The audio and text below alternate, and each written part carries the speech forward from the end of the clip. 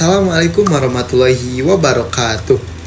Halo sobat pelajar, saya Daniel Abdul Mukti dari kelas 10-1 SMA Negeri 1 Mande. Pernahkah kalian bertanya, bagaimana cara masuknya Islam ke Indonesia, ke wilayah kita dari asalnya Nabi Muhammad yang berada di Arab, kenapa sampai ke daerah kita? Pernahkah kalian bertanya seperti itu? Marilah kita simak video berikut ini. Di sepanjang sejarah Islam di Indonesia, Wali Songo dikenal sebagai tokoh-tokoh agama yang berkontribusi besar pada penyebaran Islam di tanah Jawa dan wilayah sekitarnya. Mereka menyebarkan dakwah mereka ke seluruh Jawa dan tetap mengabdi di sana hingga akhir hayatnya.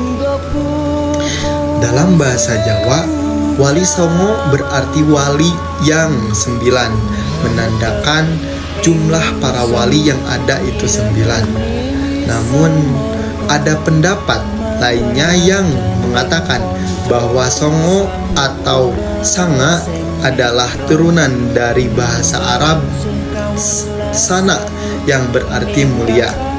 Setiap Wali Songo memiliki pendekatan dakwah unik untuk mencapai misinya. Ada yang berkaitan dengan pendidikan, tradisi, bahkan seni.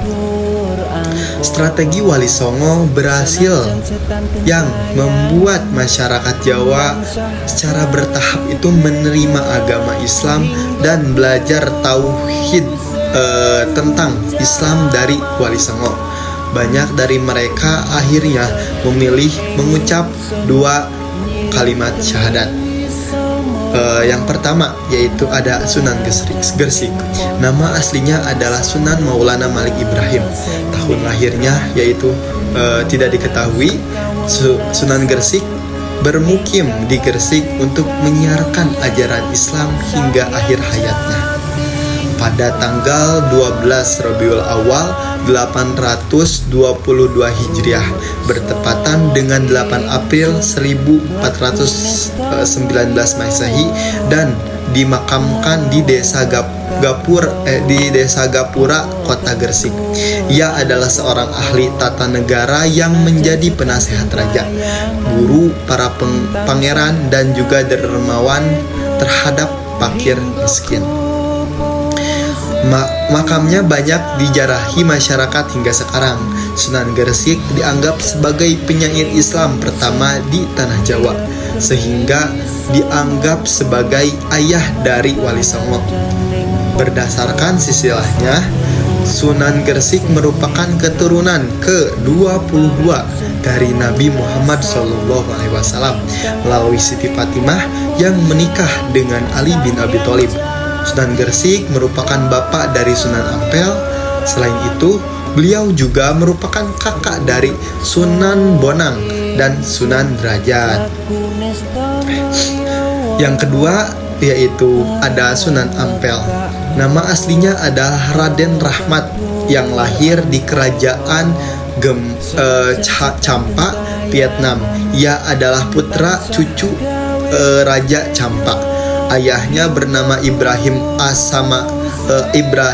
Samarkandi yang menikah dengan putri Raja Champa yang bernama Dewi Chandrawulan. Raden Rahmat ke tanah Jawa langsung ke Majapahit karena bibinya Dewi Dewara Wati diperistri Raja Brawijaya. Beliau merupakan tokoh yang menyebarkan ajaran Islam di Jawa Timur. Sunan Ampel merupakan sunan pertama di Demak dan pemimpin asli Wali Songo. Raden Rahmat berhenti di Tuban dan di tempat itu beliau berkenalan dengan 2 tokoh masyarakat yaitu Ki Woryo Sarojo dan Ki Bang Kuning. Yang keduanya kemudian masuk Islam beserta keluarganya. Dengan masuk Islamnya, Ki Wiryo Sarojo dan Ki Bangkuning, usaha Sunan Ampel semakin mudah dalam mendekati masyarakat dan melakukan dakwah Islam. Sedikit demi sedikit mengajarkan ketauhidan dan ibadah.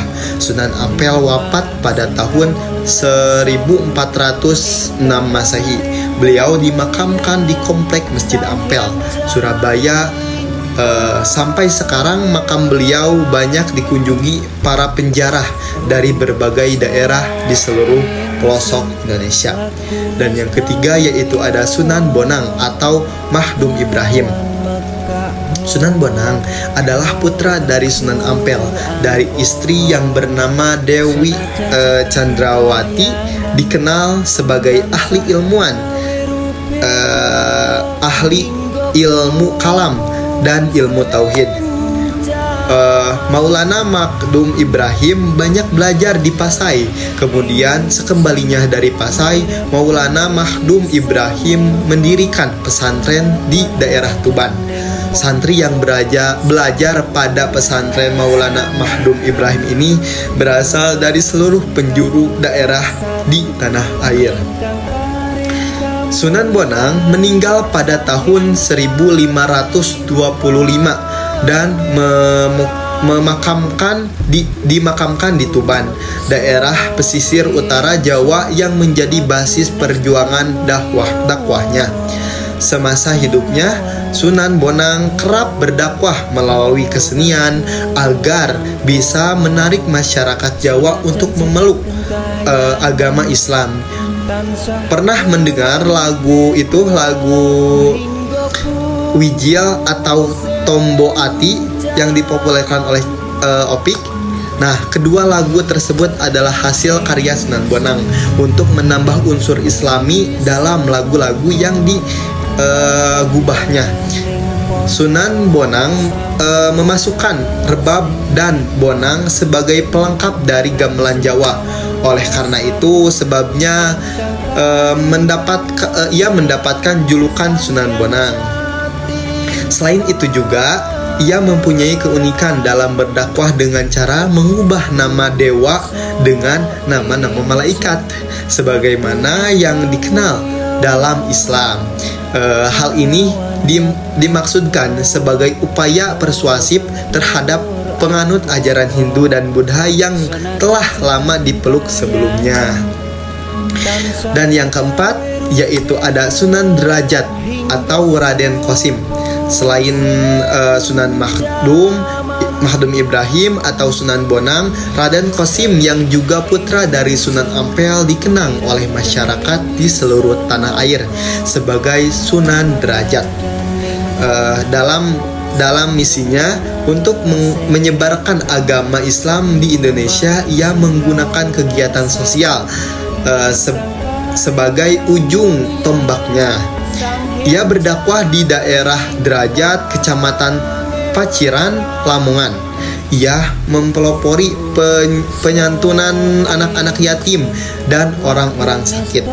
Selain itu, Derajat banyak berdakwah pada masyarakat umum. Ia sangat mengedepankan sikap dermawan, kerja keras, dan meningkatkan kemakmuran rakyat